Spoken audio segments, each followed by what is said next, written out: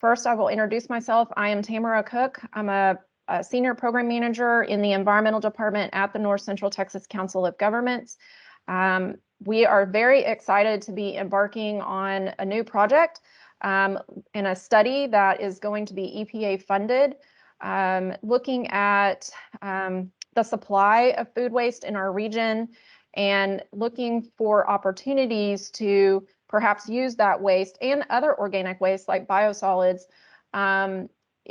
through an anaerobic digestion process and look for opportunities to work with partners to install or construct those types of facilities and then eventually, hopefully, produce renewable natural gas to fuel vehicles.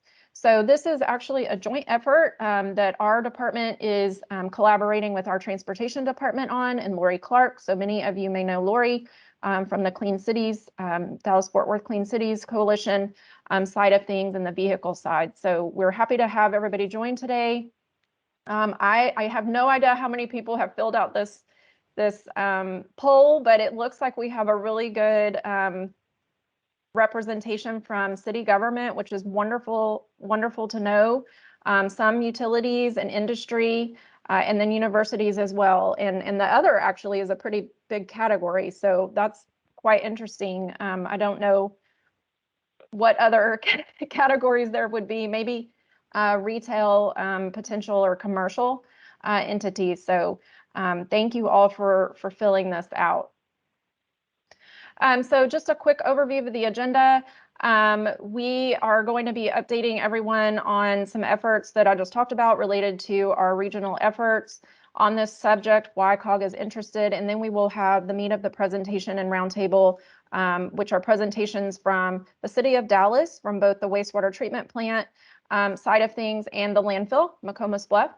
And we will also be starting out, we're going to switch things around just a bit and hear from Atmos Energy first, since they do have to leave. And then we will have a discussion on moving these concepts forward in our region.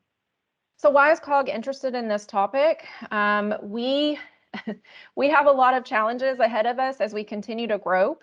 Some of these aren't new challenges, but some of them are really good opportunities that we have to really advance some sustainability efforts in our region and move forward on some collaborative projects, perhaps, that really help solve multiple challenges that we're having. And some of those challenges are decreasing landfill capacity in our region. As we continue to grow, we only have so much landfill space. And so that's something that on the landfill side of things and the waste management side, I'm very concerned about looking forward and planning for in the future. And part of that is diverting food waste and other organics and using them in a more productive way than maybe just perhaps going into a landfill. Also, biosolids management from wastewater treatment plants. That's an incredible challenge for some of our larger providers and even smaller providers, and what they do with that organic matter when it's coming out of the wastewater treatment plant and the options that are there in our region. So looking forward, that's only going to increase as our population continues to increase. And then from the transportation side, looking at ways that we can develop alternative fuels, in particular, in this case, renewable fleet fuel, renewable natural gas, and how that could fuel vehicles in the future and reduce emissions overall, including greenhouse gas emissions. So organic waste is a challenge in our region. We just concluded a 2020 residential waste composition study this past October. This is from 2019, but our 2020 numbers look very similar to this. And from a residential perspective, we estimate about 50% of what's going into household garbage cans is organic waste, so food waste, and other organic waste. So green waste, yard waste, those types of things. And so we really want to look at, through this regional study, data like that is on the right side of this presentation, what's out there in our region and what could be a potential source of long-term viability as a consideration as well, a source of food waste, and then also look at other organics in our region, biosolids, ag, all sorts of other things. And then just a quick diagram here. I cannot explain anaerobic digestion any easier than this graphic. It really is taking organics on the top there, the 4 kind of categories there, putting them in a anaerobic digester, and then producing, as a result of that process and the microbes breaking down the organic material, produces methane or biogas, and also produces digestate that can be used as fertilizer and all sorts of other products as a result of this process. So this, in a nutshell, is what we're going to be looking at and trying to locate or identify partnerships and locations, perhaps, that make ideal sense in our region to place these anaerobic digesters based on the different organic material that is available in the locations of that organic material. And this concept is not new. It's been around for a very long time. Dairy farms have been using it for a very long time. All sorts of different projects are now emerging. Climate goals are really driving this, and this chart just kind of underscores from a carbon intensity perspective. There are lots of entities, universities, and other groups and private sector companies that are looking for ways to reduce their carbon footprint.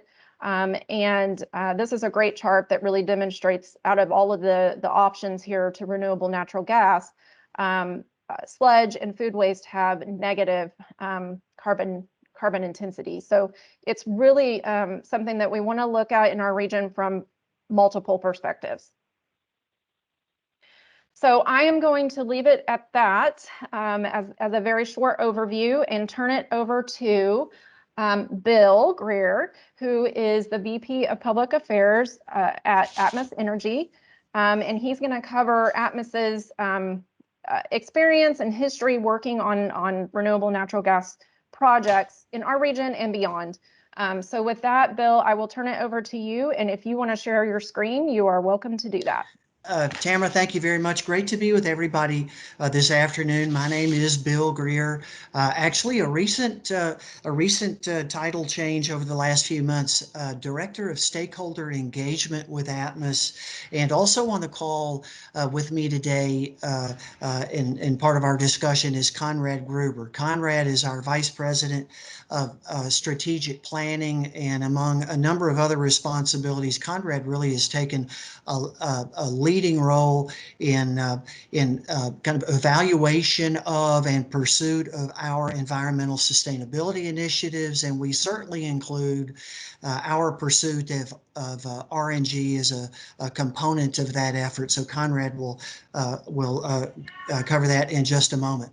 One thing I want to make sure we do leave you with from an environmental standpoint, and you mentioned it, Tamara, in your opening comments, the climate goals are a driver, and from an environmental standpoint, RNG and RNG related products, it's an excellent path to further decarbonization. It's a viable emissions reduction strategy that we are using today, and the potential for RNG and RNG development continues to grow, and we're certainly exploring those. You'll hear more about that in a moment. And we're a natural gas distributor. We operate 77,000 miles of pipeline, so we provide really a very effective and critical conduit to bring the RNG supply to the market. For Atmos, RNG is a critically important part of our strategy to reduce emissions in a low-cost manner, and that really is, as we think about it, it's the goal, certainly the goal to protect and preserve the environment and to decarbonize, but it is to do so in a way that continues to ensure energy affordability, energy reliability, consumer choice. We need to keep all the options on the table. RNG is one of those components that helps just keep the viable options on the table as we further decarbonize. I'm going to provide a brief intro into Atmos. I'll turn it over to Conrad to talk about RNG. If you can see the next slide here, again, Atmos, we're not involved in exploration and production. We are a natural gas a distributor. So we take it from natural gas, RNG. We take it from essentially the point of receipt and re-deliver it to homes, businesses, and industry. And we do so across 8 states. While we're headquartered in Dallas, we operate in 8 states. We serve over 3 million customers. 1,400 communities we're involved in. I mentioned the miles of pipeline that we operate. That provides just kind of a glimpse. We serve from the Rockies to the Appalachians, and then kind of southeastern United States, but principal headquarters there in Dallas, and obviously extensive operations in the DFW area. So, what are those things that we're focused on every single day? Again, we're a natural gas distributor. We're bringing natural gas to communities and our customers. And so we're focused on the things that not only important to Atmos, they're important to our stakeholders, whether you're a customer or you're a local governmental entity, or you're a regulator, or you're a consumer advocate. What's on their mind is what is on our mind. And so the things that are critically important and we try to focus on: safety, affordability, reliability, the environment, consumer choice, economic growth, and these priorities aren't mutually exclusive. You can't focus on one without also taking into consideration the other. And so that's just a driver for Atmos every single day. And if you see there on the right, reliable energy that customers can't afford, that doesn't work. Clean energy that's not reliable, that's no good. And affordable energy that's not accessible to those who need it, that does not work. So just again, a glimpse into Atmos and a little bit more about who we are and where our focus is. And speaking of focus, if you take the environmental component of it, really don't worry so much about all the individual bullet points there to the right, but we're focused on a number of different things. Our scope 1 and scope 2 emissions, we're focused on, customer end use scope 3 emissions. What are the things that we have some control over, some influence over, that help support this further decarbonization and focus on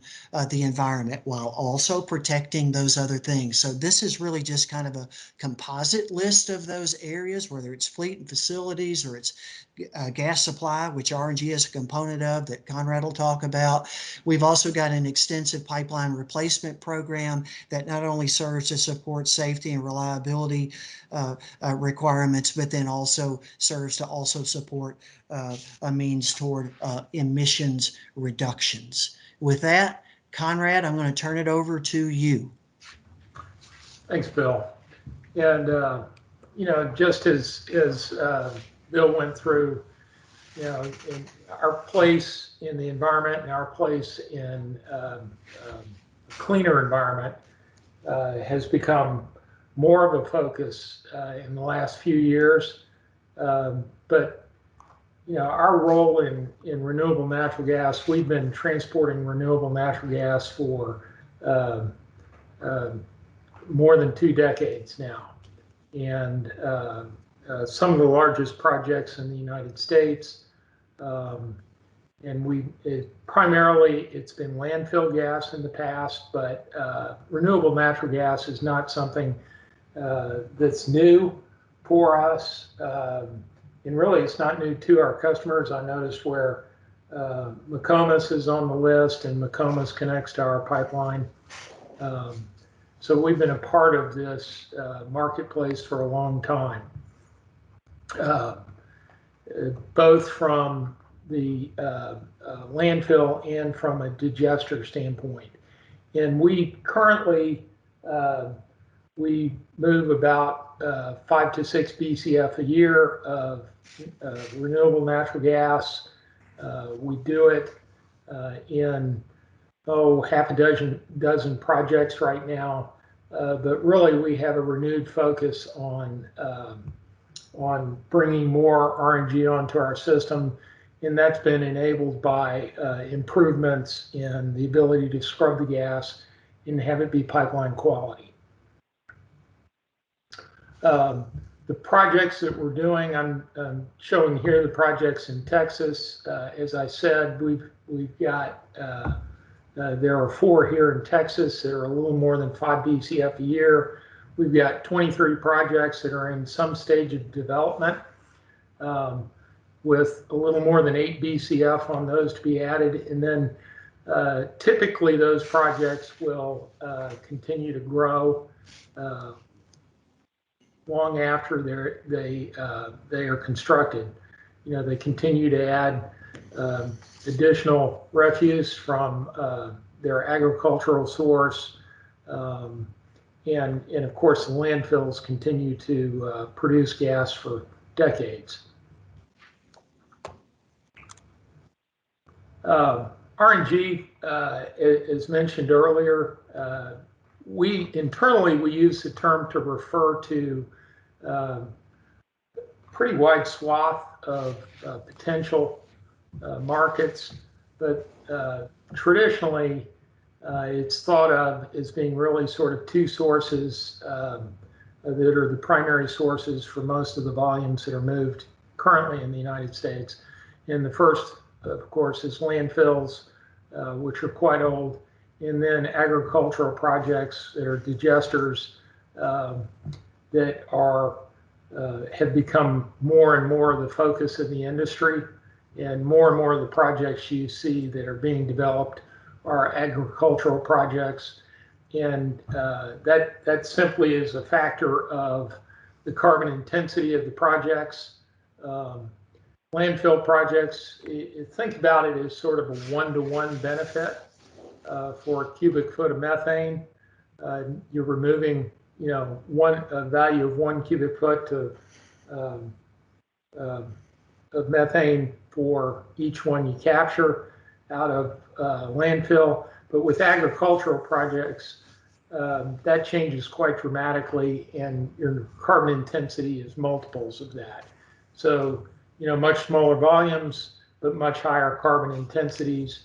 And the carbon intensity also, as far as what drives the projects and what makes the projects work, is an extremely important aspect of it, because this gas tends to, it wants to find marketplaces where carbon credits are traded, either low carbon fuel standard credits or other types of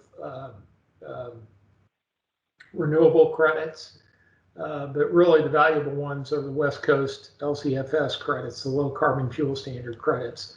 And they drive the value of an MCF from 1,000 cubic feet of gas is worth, $2.50, $3 in the market today. The low carbon fuel standard credit takes that up to anywhere from 20 to $70 or $80 an MCF. So the projects are being built and the money is being put into them because of policies that exist both nationally, but primarily in California. As far as the opportunity to be able to decarbonize with renewable natural gas, and I did a moment ago, I talked about various different kinds of renewable natural gas. We tend to think about that definition as being somewhat broader than just landfills and digesters. We think about it to include projects that would generate carbon offsets and could be used to offset natural gas usage. Very similar to the way the electric markets work, where renewable credits are generated and purchased and used. Very similar to the low carbon fuel standard credits that I was talking to a minute ago. They all vary widely in costs. But in addition to that, you're now seeing some emergence of hydrogen, and there are quite a few different types of projects that could generate hydrogen. Hydrogen can be blended with natural gas in pipelines and burned as ordinary gas feedstock. And then, of course, the credit markets that I talked to earlier. And these are marketplaces that many of our customers are very interested in today because they have environmental aspirations that they're trying to meet, and they want to be able to decarbonize their energy supplies, whether it be electricity, whether it be natural gas. And you see our industries beginning to play a bigger and bigger role in that. RNG, of course, as I mentioned, comes from landfills, carbon offset natural gas. That is beginning to become a bigger and bigger part of what's being offered in the natural gas marketplace. And it's easy to see why. In all of our markets, we are lower cost and lower carbon currently than electricity supplies that are available as natural gas. And but in some of our markets where we're beginning to offer carbon-free natural gas to our customers, or where it's in discussion in terms of legislation or policy solutions, carbon-free natural gas can be offered between $25 and $50 a year on a per customer basis. And just as a level of comparison, electrification, which has become really sort of the policy darling of a lot of environmental efforts, electrification would cost nationally on a comparative basis, it'd be about $1,000 a year for an ordinary household more in energy costs, and you would have to replace whatever equipment you currently have that's not electric with electric equipment, which of course would be thousands of dollars. So we offer solutions that are fractions of the cost and actually get you to carbon free much faster. You know, and working with Colorado's electricity won't be on a comparative basis, won't be in the same carbon range that we could be in 2 years. It won't be in 2 decades. So, you know, we really do have a good story to tell from the cost standpoint and from an environmental standpoint. And that really goes back to renewable natural gas and the various ways that can be done. And really sort of our next steps, I mean, as you heard Bill talking about, Bill sort of started out with our various scope emissions and talked about just sort of a glancing blow to what are our strategies around that. And, you know, just very quickly to reiterate what he said earlier, we really do have a comprehensive plan that we're working down the list of how to become, especially in our scope 1 and scope 2s, which are our operational and electricity scopes. We have really good plans that we're pursuing. A lot of what we do takes years and years to do, but we also have, quite frankly, we have some low-hanging fruit that we're making great progress with, and in really making huge improvements in our own carbon footprint, as well as I've said, we're beginning to offer it to our customers and help them with their environmental aspirations. And renewable natural gas is a huge part of that. As was mentioned in the lead-in to this, agricultural waste, food waste, those are all large markets. They can be developed for this. So I don't think the capacity of being able to do this is terribly restrictive. Obviously, getting the capital and being able to develop the projects becomes a bit of a challenge, but that's the case in any marketplace. So with that, I'll let it go there. And if there are any questions, we'd love to answer them. And Bill, if you've got any comments to add, please do. But thank you for having us today and allowing us to make this quick presentation, and I hope it's interesting and helpful for you. Thank you. Yes, thank you, Conrad, and thank you, Bill. That was a really great presentation. I know maybe both of you had to run here shortly, so if there is any question, please just unmute yourself. We may have time for maybe one or two, or if you want to put them in the chat box, we can do it that way as well. Just give a few seconds here to see if there's any questions. Conrad, I think this was something you discussed. Can you explain the $25 per household number? Yeah, that number in comparison with, it would be hundreds of dollars per household to do electrification. But that number is just a quantification on an MCF basis of what a household uses today and what it would cost to purchase carbon offset natural gas, and that would be 100% carbon offset. So it would essentially, not essentially, it would be carbon-free energy for your home. It's quite similar to, as I mentioned, to the electric market where RINs have to be purchased and retired to have carbon-free electricity. It's very similar with natural gas. And I have to apologize for my dog. That's okay, not a problem. Thank you for that answer. That's really fascinating, actually. Interesting information that I was not aware of, so that's great. I think I don't see any other questions in the chat. So if there are no other verbal questions, maybe Cameron? there's one. Yes. It's Kathy Fonville with the City of Yeah, hi, Mesquite. Kathy. So I was fascinated with the map that showed, where you're getting gas from obviously from landfills, but also the digesters on the map, some in the Panhandle. But could you talk a little bit about those that are in Central Texas?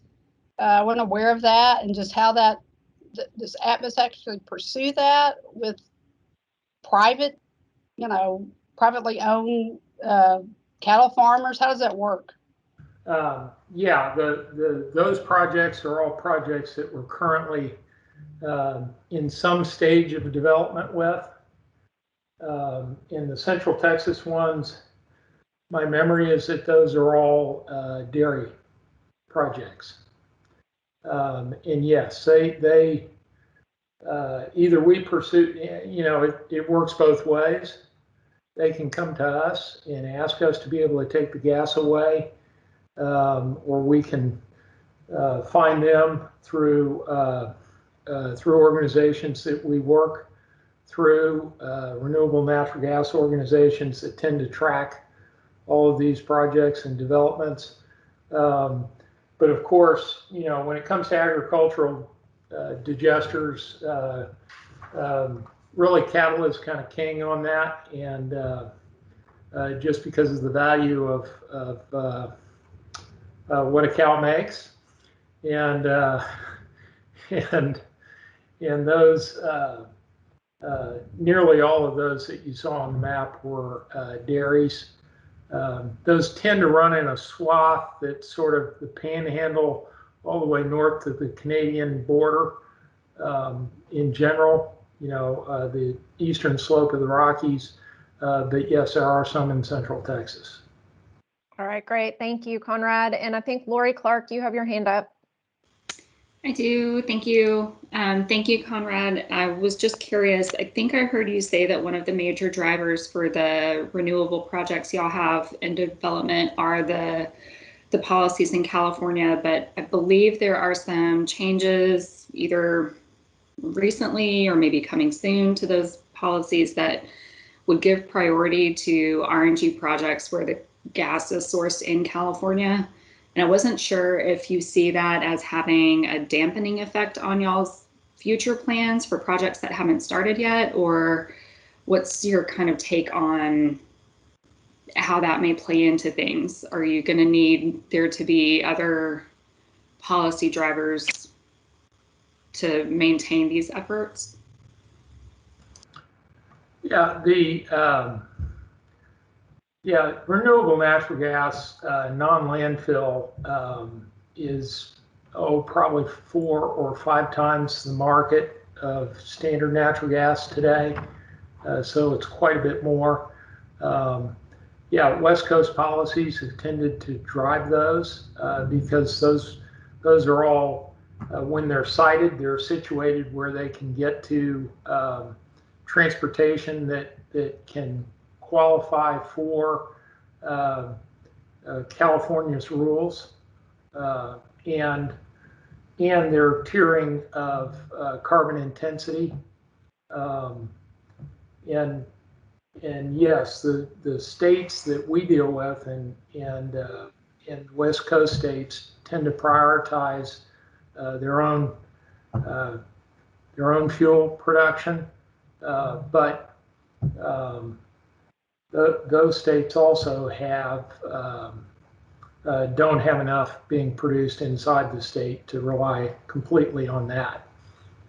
And so whether the project's being developed in Colorado or Kansas or Texas, those projects again tend to want to be situated where they can find the California market.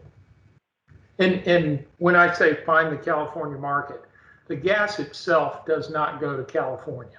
The molecule does not go to California. It's very similar to electricity. The kilowatt doesn't come to you. You simply buy a traded credit. Think of it as buying a share of stock. And those credits then are eligible to be retired, and they can be audited and count towards whatever carbon reductions you're trying to make, either with your business or personally or as a city or whatever the aspiration might be. Okay, Conrad, I think that's all that I see for questions for you. We really appreciate your time today and information sharing. I am going to now turn it over to the Southside Wastewater Treatment Plant and the City of Dallas staff, Kevin Willie and Brandon Evers. I'm not sure who's going to start off, so you all should be able to share your slides. Real quick introduction. Hold on, let me clear this. There we go. Go ahead.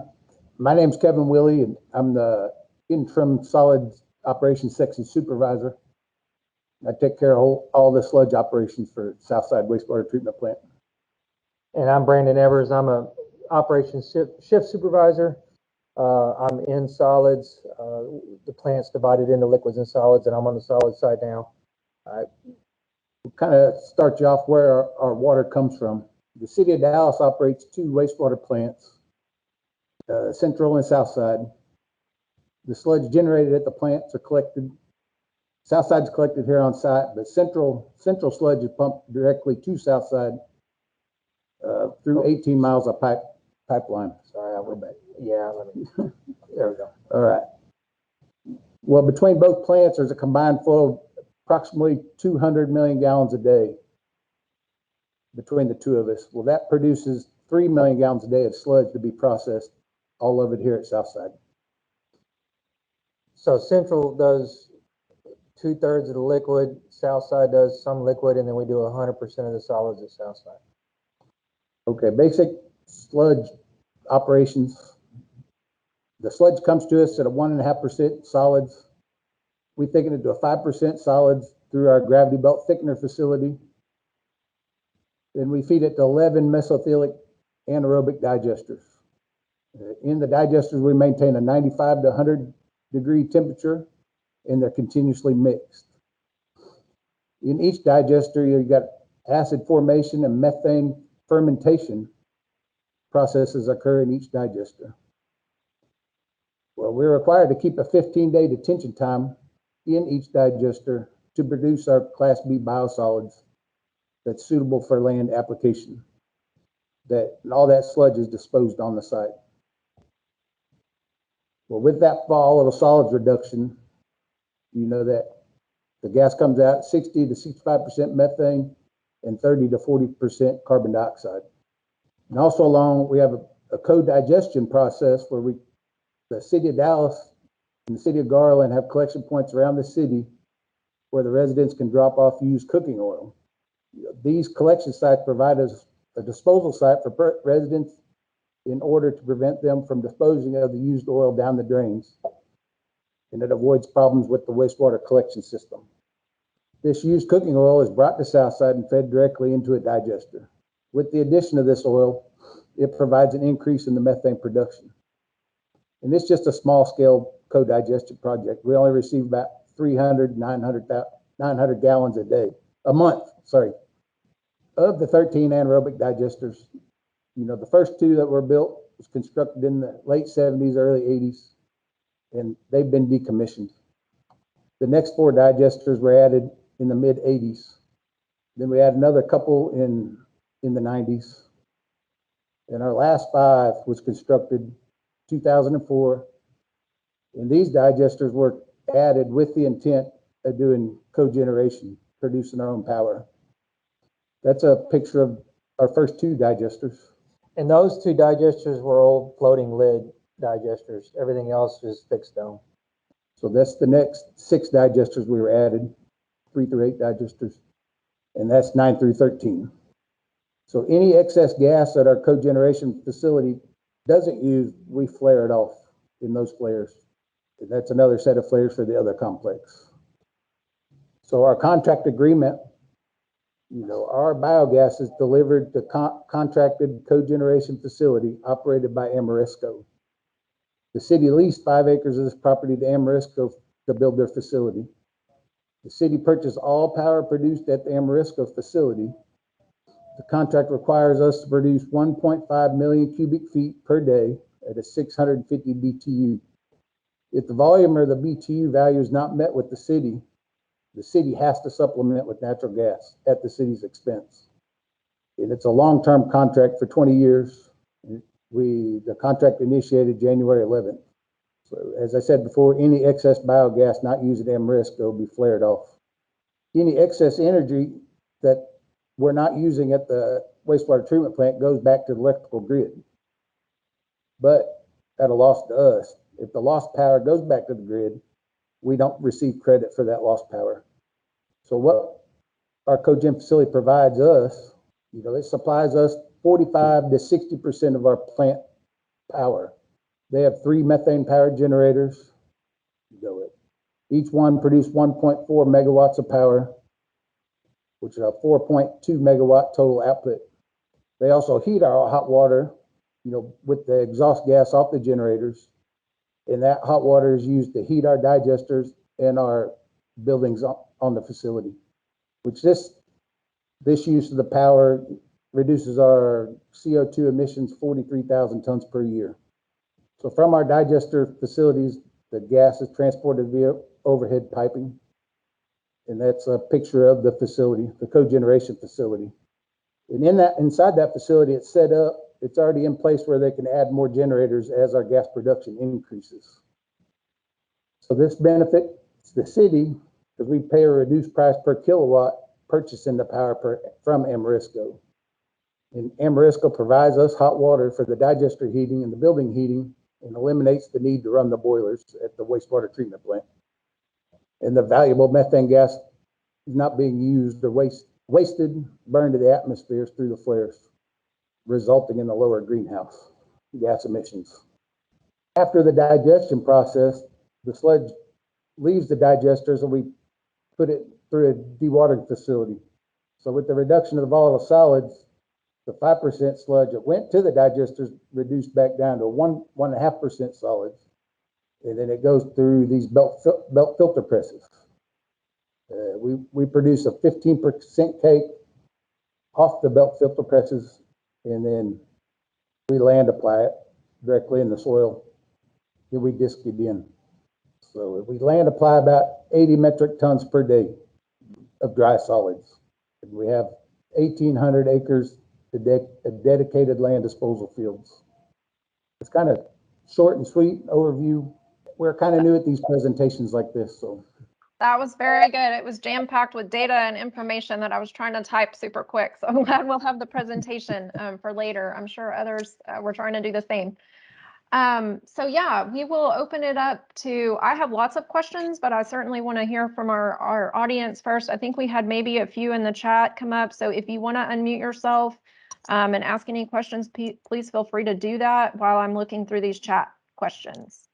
Okay, so one of the first ones we have, I haven't heard anybody jump in yet, was a question about, is there any consideration of composting biosolids at, oh, maybe that's for the later presentation from the landfill, biosolids at McComas. Maybe, I don't know if you can speak to that or not, Kevin or Brandon, but maybe we can ask the landfill that later on. I know years ago they talked about pumping sludge to McComas, but then it was feasible for us to do the cogeneration here on the plant, avoiding the pipeline hassles and pumping things out that way. Infrastructure, liability, things of that nature. We've got over 4,000 acres, so we got plenty of room to grow.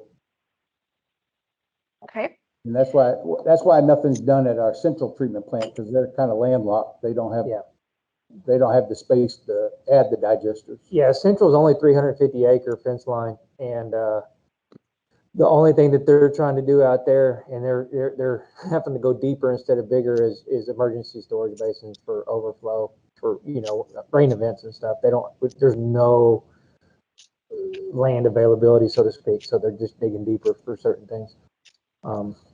And I know early on when we were doing, before we started doing the co-digestion with fats and greases, there was a lot of talks about what could be added to the digesters and viability, logistics. And so some of this, kind of like this co-digestion we're doing now, it's almost like a pilot, just to see what the viability is, and making sure that it's successful. I'll ask a question real quick.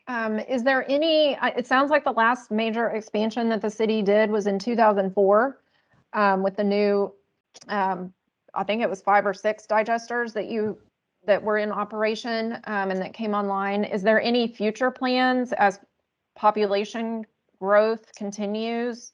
What does that look like? Or do you think that you can kind of maintain with what you have now? We can maintain what we have now.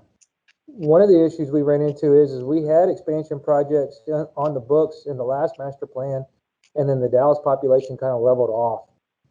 And so a lot of our stuff recently has just been infrastructure upgrades versus expansion.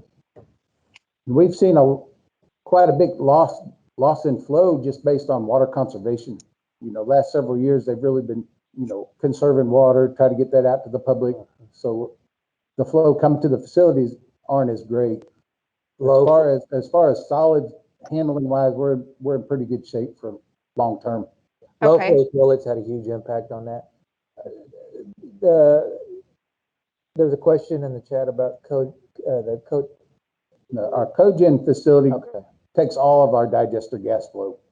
100% of our gas production goes to them, or that they can use. Yeah, they burn as much as we can make. And then any excess is flared off. The flares are triggered based on digester pressure. So as they pull gas from us, pressure, it pulls pressure off the digesters. If they have engines go down or they can't use what we're providing as gas pressure spikes, it triggers the flares to automatically burn. Okay, great. I'm glad y'all saw that question in the chat. Okay, well, Kevin and Brandon, thank you so much. I am going to now turn it over to Richard Aiken with McComas Bluff Landfill, and let him tell us all about the RNG project that's happening there, or has been happening for several years now. So, and then we will open it up for our roundtable discussion. Richard? Well, thank you for having us. I enjoy the opportunity I get every chance to talk about the landfill. Talking about the gas plant, that's a little different story. But Since we do have to work very closely together, it's important that we keep that relationship. All right. The city of Dallas had originally gone into contract with a gas company in 1994. It wasn't until 2008 that Dallas Clean Energy came on board because the other two companies went bankrupt, trying to make a living or make money off of processing of landfill gas. Good thing that they came on board because of environmental changes and the EPA coming through and saying that in 1998, all of your landfill gas has to be collected. Well, we had already been collecting it before that, so we had one leg up in that regard. Dallas Clean Energy, who's the gas plant now, has certainly done a lot of investing in their plant along with their well field out in the landfill itself. Although later it's going to talk about they've got 460 gas wells, they've got more like 512 gas wells peppered all across the site. We're making plenty of methane. There's the new standards that the landfill is going to be coming under. We're also going to be coming under another one called Title V. So that is going to become pretty involved in some record keeping and documentation. Again, we're talking about 1994, City of Dallas goes into contract and they all went bankrupt. So here's Title V, solid waste plans, greenhouse gas plans. The City of Dallas gets almost $1 million to $1.5 million a year in royalties from the gas that is sold. And that goes to help fund other departments that don't have a means of funding. As you can see in this slide, this is an example of one of their gas wells. The picture of the guy standing next to the piping, that's over at the gas plant itself. Although that has changed, the gas plant is a lot bigger now than it is when that picture was taken. The drawing on the other side shows the well field as it exists. And you can see that there's a lot of wells on our facility. The gas plant itself is a 24/7 operation. They've got several shifts that work throughout the night. They take the raw landfill gas, process it to filter out the methane, and that is compressed, cleaned, and put into the Atmos pipeline, as was discussed earlier. Sold off to Sacramento, I think, in California. Just a small list of things that the gas plant itself has to have in order to produce that gas or process it. Some of the looks of the plant itself. I could not go in and tell you what all those pipes connect to. There's way too many for me to go through and try and figure it out. Another shot of the gas plant. This is where it's talking about the amount of money that is paid back to the city each quarter going towards the general fund. And as this one says, that they have 460 landfill gas wells, it's really 512.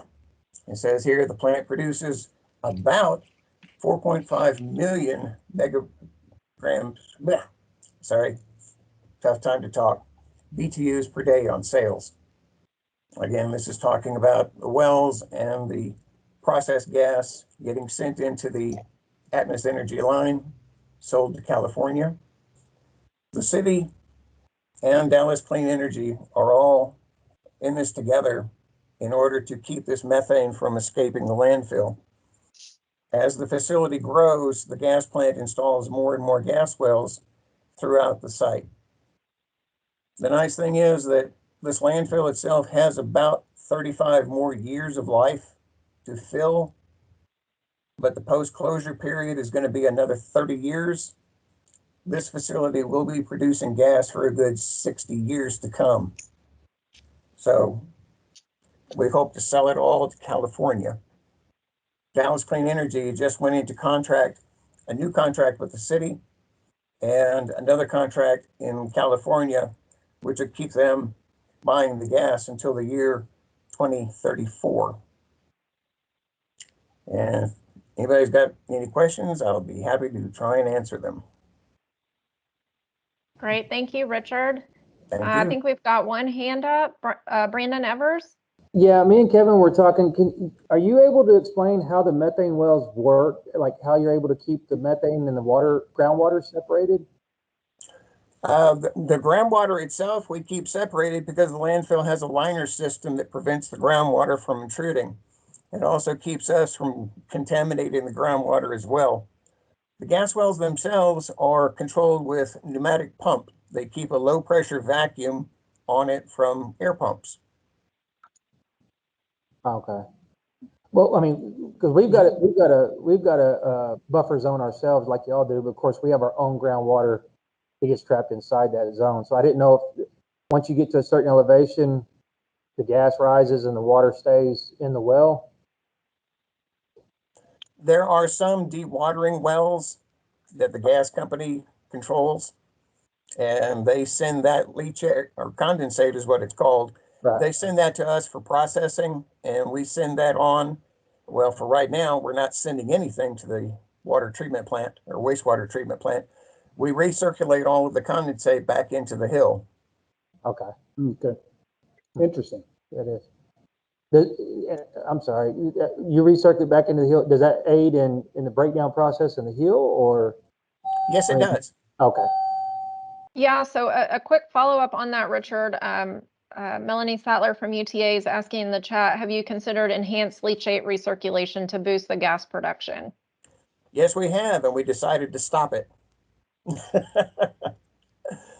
Like the city of Denton, they had gone through and reevaluated their leachate recirculation system and found that they weren't getting the benefits as they were originally proposed. They thought, we'll get early gas, we'll get it faster. Not really. We didn't see the results, and we found out that it was causing a lot more problems than it was worth. We saw that we ended up in areas that the landfill starts having moist spots, and that starts coming out in the form of leachate seeps. Since we discontinued all of that injection a couple of years ago, our incidence of leachate seeps have diminished dramatically. Okay, great. Thank you for that answer. And then Risa, I see that you just joined back, and I was going back to your question since you asked it quite a while ago. I don't know if you want to just join in and ask it yourself now that you're back, or if you would like me to about the composting. Well, there's a little history there. Risa was extremely instrumental at helping us get the composting permitted and approved through TCEQ for here at the landfill. Although we are allowed to do it, we still have not introduced a program to do composting. It's still there available. Don't know when they're going to decide to implement it. Are you talking about a composting program similar to what the city of Mesquite does? Probably. Risa would probably be able to answer that a little better. I'll give you just a little bit of background. That facility was permitted years and years ago to process any combination of food waste, biosolids, yard waste, ag residuals, just about almost any non-hazardous organic material, with the exception of municipal solid waste and a couple of other real specialized exceptions that you're probably not going to be working with anyway. So that's what the facility is designed for. And I was just wondering, and you may have already talked about it, but I was just wondering whether there's been any consideration of trying to integrate that facility with what you're doing with AD, with your biosolids as you're going forward, or whether or not, that's all I was interested in. And I'm sorry if this is redundant to anything you've already talked about. No, it's quite all right. You're correct. You would be the expert on this since you were the one helping get it established or permitted for us. But since they haven't done anything with it, I would imagine that the biosolids could still be on the table if they decide to go ahead and move forward. Yeah, I think there's actually a pipeline that goes from Central to the south side South side. plant that Yes, goes there is. right through the landfill, not through the landfill, but right around the landfill, right past the composting facility, which is one of the reasons why we designed it for biosolids. Okay, I'll get off the call. I'll get off the microphone. Thanks. So it sounds like that might be something to include in our regional study as we move forward as a potential exploration of a topic, perhaps. Because one of the things about that, because that pipeline does run through McComas, or right around the corner of McComas. But the issue with that line is it's a one-way pipe coming from Central to us, and that's all raw. It's all force main, and it's all raw. It's undigested. So that would have to be looked at, because everything we have, we produce a digested Class B sludge, but everything coming from them is 100% raw. Oh, raw is okay. Oh, well. Okay. All right. We're going to take one more question. Eric Weiss, you have your hand raised, and then we will move into our regional discussion. Yeah, thanks. That was a very interesting presentation, both about the gas plant and the AD and the landfill facility. I have a question about the permitted composting facility. Is that just a plot of land that could potentially be turned into something to process organic material, or is there no land identified on the landfill site for that? It's just that the facility has the opportunity to do that if they choose to going forward. The land was originally identified, but it's also in the footprint of future waste cells. Okay, can you give an indication of where in the site that would be? Just kind of ballparking, like, I don't know, near the MRF, or just generally kind of where it is? Well, if you're familiar with the landfill, it's going to be a couple thousand feet to the east of the MRF in the open fields as they are now, but inside the levee of the landfill. You know the acreage of the compost facility? Yeah. I do not know offhand. I would have to read up on the permit. No Risa problem. may know. 50 acres. Oh, that's a lot. Okay. Yeah, my question is similar to Risa's about identifying the synergies between the two facilities of the landfill and the AD system that the city has going with the wastewater treatment plant. Figuring out how to integrate those in a way that makes sense, and potentially diverting food waste into one of those facilities, diverting food waste out of the landfill, but into a processing facility that can manage it and then extract the methane and put it into the existing infrastructure. Is that something that the city has kind of knocked around before in terms of collecting food waste and doing something like that, or is that just kind of something that you all don't want to really get into too deeply? Well, I think some of that was probably battered around when they talked about doing the compost facility. There haven't been any more discussions concerning it, but it's certainly well worth looking at. Okay, yeah, and the reason why I bring it up is because we're currently working on the solid waste plan update with the city, and so that's definitely something that's going to be front of mind. So all this information has been really helpful to that effort. Awesome. So much appreciated. Absolutely. And here at Southside, we've had several meetings with consultant engineers wanting to do a trial of some sort of the food waste co-digestion process. Sure. And the only issue we run into is keeping a steady supply, because you start changing your organics going into your digester, you can upset it. So as if you feed a little bit and then not feed it for a while, then feed some more, you'll lose production of the digester. So yeah, nobody could promise a steady waste stream being delivered to us.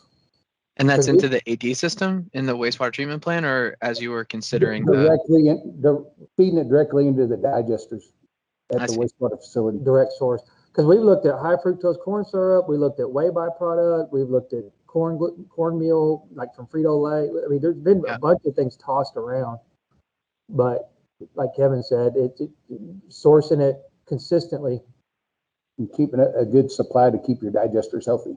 Because once you introduce that new waste stream into your digester, you'll get kind of an upset condition, but then once you get a steady stream feeding into it, you'll start seeing your production improve.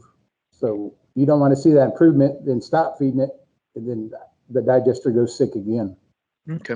It's just like changing your personal diet. It's the same bacteria. So if you switch hardcore what food intake you're dealing with on a regular basis, your body, you know what I mean? It's the same concept. It takes you a little bit of time to adapt. And so Yeah, I'll think about that next time I get an upset stomach. Yeah. and the other issue, I'm sorry, I don't mean to cut you off. The other issue we ran into was transportation logistics, because one concern was that we would have, 18 honey wagons stacked outside the plant at 6 o'clock in the morning waiting to come in. And how, if depending on the volume that we took. So some of that logistics of transportation versus on-site personnel, and then how would you manage offloading and operation, that all of that also was a bit of a concern in the discussion. Well, I think that's a great segue to kind of wrapping up here, so that we can maybe get in the last few polling, and everybody get your phone back out or go back to that poll website. And get ready for those at the end here. I think this is a great lead in to our discussion. This is exactly what we had time on the agenda to talk about, is some of the challenges for some of these projects that are already in our region. Lessons learned are very valuable as we move forward. And it sounds like, in addition to our last roundtable in December, where we had some kind of concept ideas thrown around, there's a new one today to maybe come back to for our regional study and explore further, just within the city of Dallas, and looking kind of city of Dallas, but then also region-wide from a supply perspective of food waste, what might be there. That's exactly what we want to do. And so let's see if I can figure out how to move forward. Okay, so kind of just wrapping up here, COG was officially awarded our EPA funding last Monday, the 15th, and after about a 6 or 7 month delay. And so we are actually going to be officially kickstarting our study, a regional study looking at supply of food waste, supply of other organic waste, biosolids, even if ag products, and anything else that we really can look at that we think might be a viable source, that, maybe one AD in the future is a food waste, and maybe one is, I'm just being kind of hypothetical here, is biosolids or something. So really want to look at what all the alternatives are in our region, and try and get our numbers on our food waste diversion to be a little bit better for our region, but then also look at opportunities with other organics. But also, as I mentioned at the top, a real goal also is to look at renewable energy opportunities, whether it's to fuel plants, like what the wastewater treatment plant is doing currently with their production of methane. They're using it as power for their facilities, or look at using that for vehicle fuel, which is also happening at the landfill currently, and at the Dallas-Fort Worth International Airport. So there's lots of different end uses for the products of this process that we really want to look at, and look at the demand side from the vehicle side in the future, as fleets continue to look for low carbon options, or lower carbon options, looking at what does that demand look like from the regional perspective, and where those projects may happen. So just a quick update here. We did officially change get our award last Monday, so we can start forming an advisory group for this study, and really putting some legs and foundation to it as the region. And we have really broaden this. We were using the word food waste to fuel for a little while. EPA's main focus is food waste, and looking at food waste opportunities through anaerobic digestion facilities. But we really feel like there are lots of organics in our region that we need to be including. And we have talked with our wastewater treatment, some of our wastewater treatment providers through some of our other committees, and really feel like we want to include and need to include biosolids as well. As a growing region, that's going to continue to be a challenge for many of our wastewater treatment plants. And so we will be starting some actions here pretty quickly. with University of Texas at Arlington, and Dr. Sattler, who is on the line today. She did a presentation last time on her model that her and her team have built over the last few years, and they are going to be expanding that model. And we will be using that model in our study to look at return on investment, environmental benefits, and really trying to hone in on specific locations where pilot projects could then be explored further through different funding opportunities. So that leads us to the group discussion, and presentations will be posted at this website. We will be posting this presentation so everybody can go, but I do want to, we have 3 questions on the poll. So I know if you are just joining us for this first time and don't really have a background in this topic, this may be a little bit of a hard question. But for those of you who would like to weigh in on what organic feedstocks in our region should be prioritized on a regional scale as we move forward, we're really just looking for some high-level input here. There's a lot of options in our region to consider. It may be that we consider all of these and then kind of hone in on 1 or 2 that become the most highest priority or look the most viable going forward, and kind of getting back to, I think it was Brandon's point about kind of the consistency of the feedstock. So this is great information. Okay, so it looks like right now biosolids is in the lead. Looking at that, definitely as a priority. Food waste, right there with it. Pre-consumer food waste, I guess that's important to note. Pre and post-consumer food waste, we've done a little bit of research in that. HGAC, the Houston Galveston Area Council, has a few studies that they've done in the past on post-consumer and had some challenges with some of that we've learned about and talked with them about. So pre-consumer, so that's more like things from industry, food production, food processing, and manufacturing facilities.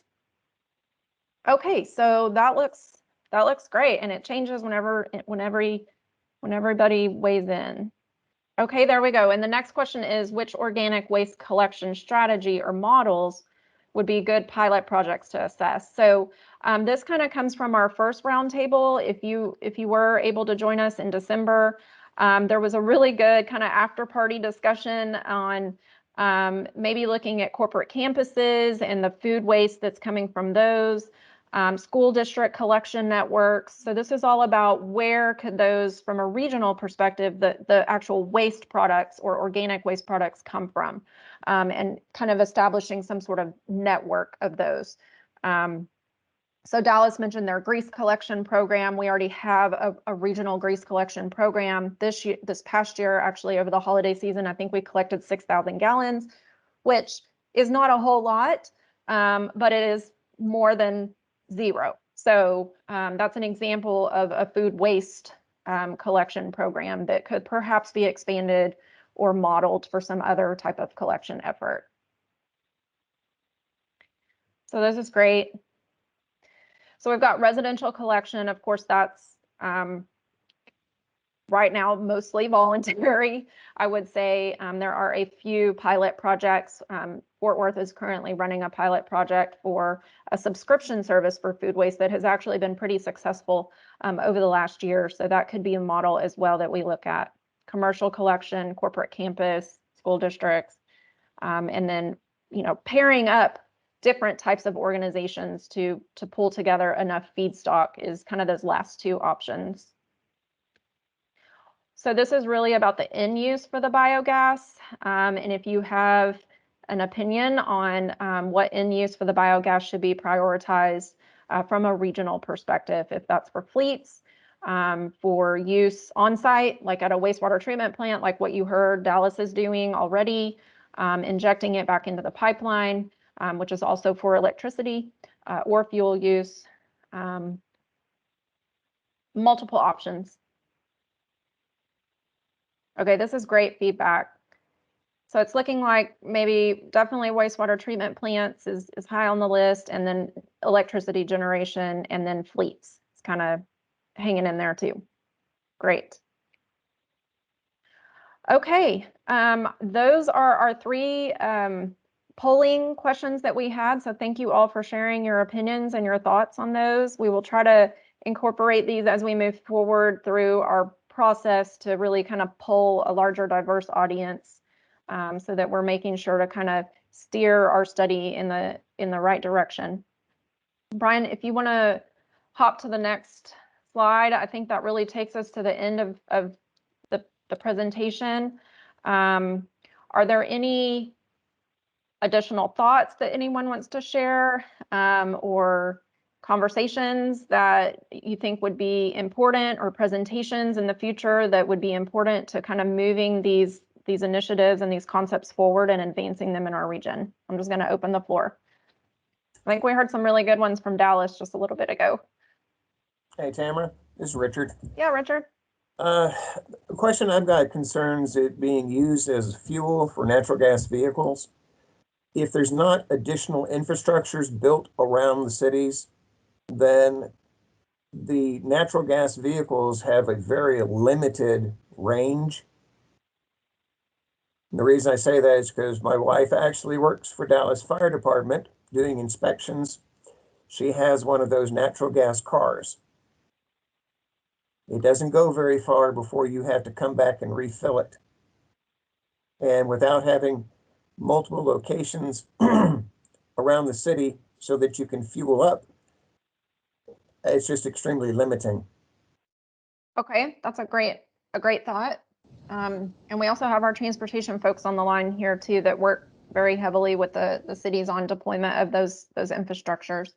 This is Risa. I just want to say one thing in terms of feedstocks, and that's that I'd like to encourage everybody to focus on getting the most bang for your buck. You know, looking at where the largest quantities are, and in particular, the materials that are the least contaminated, rather than focusing on going after tiny little scraps here and there that are very difficult to handle.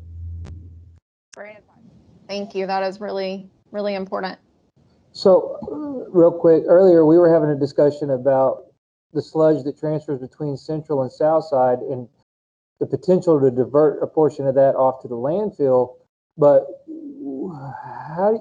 my concern is coordinating the permitting location for discharge of the solids, because you follow me, we're permitted on disposal. So like how would that be quantified and monitored through the state? Like who would responsible parties and all of that stuff? That's a concern when you start mixing sanitation and wastewater and who's responsible and all of that. You follow me? Well, in the example of the facility that's permitted at McComas, that facility is permitted through the Municipal Solid Waste Group at TCEQ because it's a landfill permit modification, but it's authorized to take biosolids. If you were to permit that same facility, not that same facility, if you were to permit a different composting facility and locate it within the boundaries of your wastewater treatment plant permit, that would be authorized through a different group at TCEQ. Is that what you're getting at? More so, like how would the handoff take place between us and them, between us and McComas, as far as, because it changes the point of discharge or point of disposal for our biosolids. So we would have to monitor, the portion that goes to the landfill, but then there's a level of responsibility. I guess once it crosses their fence line, it becomes theirs. There just becomes coordination concerns in my mind. Because we've kind of dealt with this also on the water reuse side. That's why I'm asking.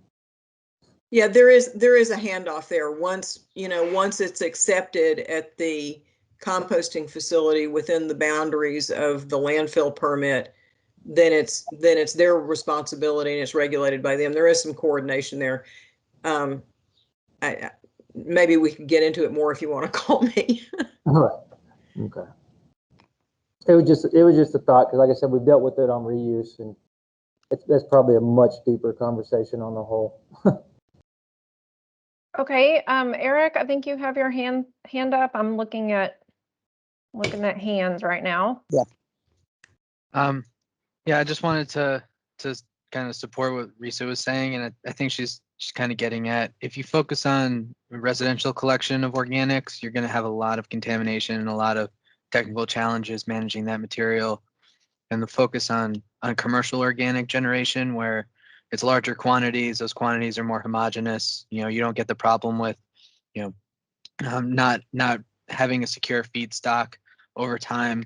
I think, you know, and just in terms, and I think the way that the voting kind of was going, as I saw it, was kind of leaning in that direction. But to follow on to that, what to do with the gas is also kind of that same mindset, where I think it's, you know, I've heard more conversation just at conferences and kind of within the industry of generating electricity or pipeline injection or vehicle fuel.